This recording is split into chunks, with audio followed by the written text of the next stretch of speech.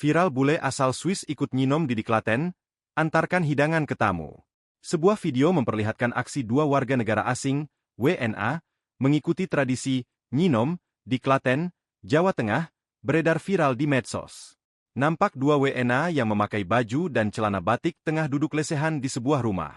Mereka nampak berbincang akrab dengan warga lokal. Kemudian, para WNA yang itu masing-masing membawa nampan berisi piring-piring hidangan. Mereka nampak hendak menyajikan makanan untuk para tamu undangan. Peristiwa WNA mengikuti tradisi nyinom ini terjadi di Duku Bojongsari Desa Bero, Kecamatan Trucuk, Kabupaten Klaten, Jawa Tengah. Kedua WNA yang ada dalam video viral itu masing-masing bernama Dominic Giovanoli dan Robin Amrhein. Dominic dan Robin berada di Klaten karena mengikuti teman mereka, Ahmad Bilal. Bilal bercerita, ia mengenal Dominic dan Robin ketika sedang merantau di Bali.